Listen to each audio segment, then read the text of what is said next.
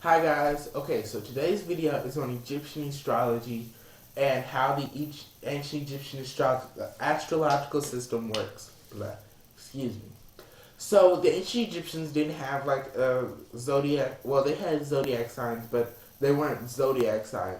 The ancient Egyptians actually believed that their astrological events related to what gods or goddesses were dominant in the sky at the time. So, the Sphinx was one of those deities, and Kanunum was one of those deities. There were lots of deities. Actually, if I could find my book, hold on.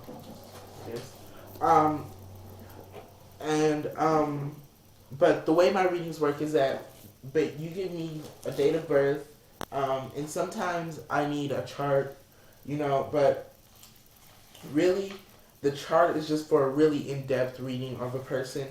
Um, Based on what I see in the chart, I can tell you how that relates to ancient Egyptian astrology and what that really means to you. But we're going to talk a little bit about the ancient Egyptian astrological signs. So, the ancient Egyptian astrological signs, you were born under a deity, and this deity, what I can tell you is what this deity means specifically to you. And you give me your full birthday, I can tell you what other deities are in your sign. So, we're going to start. So, I was born August 13th. I was born under Anubis. And from there, you could be born under, so it goes Anubis, Thoth, Horus, Wadjet, Sekhmet, Sphinx, Shu, Isis, Osiris, Amun, Hathor, Phoenix, and then Anubis again. So these were all done. So this is known as the Pharaoh's ancient Egyptian signs, which means that there were actually maybe different signs done by different groups. And how do I know this? Because the ancient Egyptians, before the I believe New King, I believe that the Upper and Lower Egypt were combined during the Middle Kingdom, but before that they both had different ways of doing things. Upper and Lower Egypt. Egypt was divided into two and ruled by two separate kings, and then there was a point where one king decided to just attack the Lower Kingdom in 200 BC. There was just a point where he decided to attack the kingdom and become ruler of Egypt as a whole. But what is that? So, but that's a little bit besides the point. But as Egypt was divided into two, the kings had different ways of doing things, different rituals that they were supposed to perform, and different laws that had to be kept. So there is a possibility that there's a second astrological form out there floating somewhere. Just because we've not heard of it doesn't mean that it doesn't exist. And I think as a child of Thoth, or as a worker, as someone who works with Thoth, I don't believe that knowledge is truly lost. It's just hidden for a little while, and we just have to find people that are really going to look for it. That's my cat climbing in the background. Come here, you kitty. He'll be fine.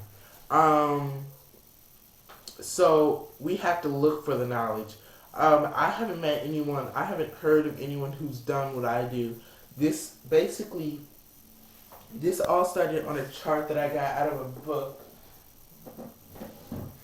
Out of this book, The Magician's Table, A Complete Book of Correspondences by Alan Richardson. And I spoke about this book in some earlier videos.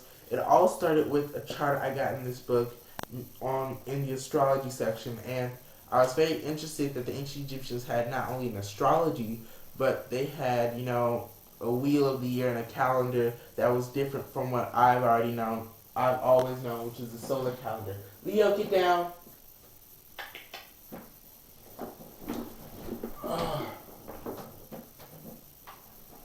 Sorry, guys. Sorry, my cat is just crazy. I've always found it interesting to learn things about new cultures, and the ancient Egyptians they did read stars and all of that to tell when it'd be time to harvest, and they looked for, you know, and they read the stars to let them know when when the Nile would flood, and when plants should be harvested, and when plants should be planted, and all of that. So, what do my readings tell me about you? Well, I could tell you a lot of things about you. I did a video for Kat's reading, and I talked about how Kat had two deities of the dead in her reading. Let me find my notebook. And is that unusual? No, I mean I haven't seen that before, except in my own reading. Here it is. I haven't seen that before except in my own reading. I'm born under Anubis, and then I believe, I have Osiris in my, in my,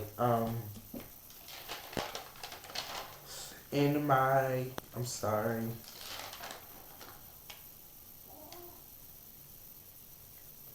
I have Osiris in my charts too. Here it is. And then, so Anubis has Canunum and,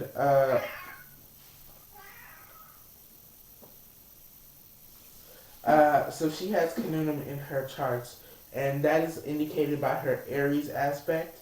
And, the reading that I gave her was very, very thinned out, very thinned out. What's the word? It was very short, and, you know, it wasn't as in-depth as I could go because I only had the basic date.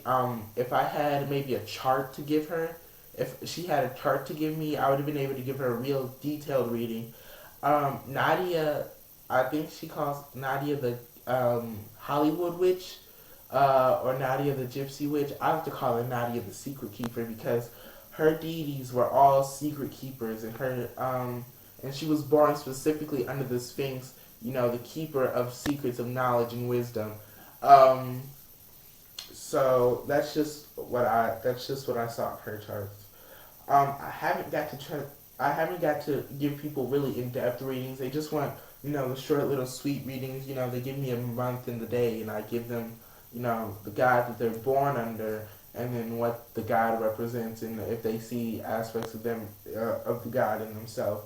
So, also at the end of this video, Kat made a testimonial, so I want to talk a little bit about the testimonial too, because Kat said that she thought I was really gifted, and I've heard that I'm gifted in a lot of things, writing, acting, singing, all of these things, but none of those things are as nearly as important as what Kat said I'm gifted in. And Kat said I'm gifted in my magic, in my astrology readings, and all of that. So I just want to say thank you to Kat, and you know, I can't wait to be your godchild someday. Yay! And I also, this cat is crazy. I also want to say thank you to Nadia. She gave me a reading. She loved the reading.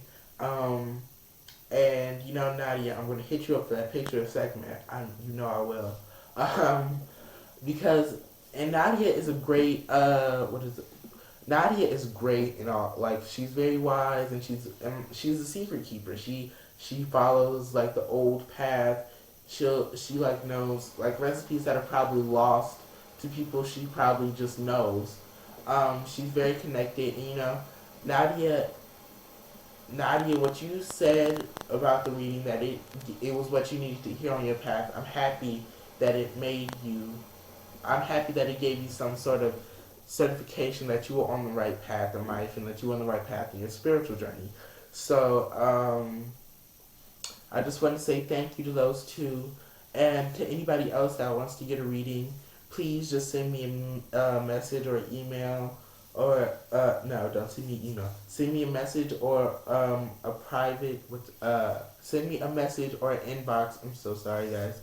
Or comment on the video, and we'll talk about it. I'm also going to put at the end of the video a testimonial made by Kat. I don't know if I already said that.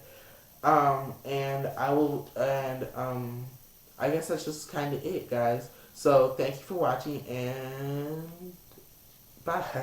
Is this kid's, he's very young and he has gifts like people that are over 21 don't even have the some of the gifts that this kid is running with. And he studies very, very, very hard. He does these readings and he actually does very well on them. I haven't had anybody really link in with me to where they could actually read and actually do a really thorough, accurate reading and actually tap in with me. And he's done that. So I wanted to give a testimonial for you, Dejan, and basically say blessings. I have to keep it really short because the shitty iPhone, but you know I love you to death. You're going to be one of my favorite godchildren. And you keep it on, keep up the work and stay witchy. Keep it witchy because by far out of some of the kids that I do work with, you're one of the witchiest ones. Blessings.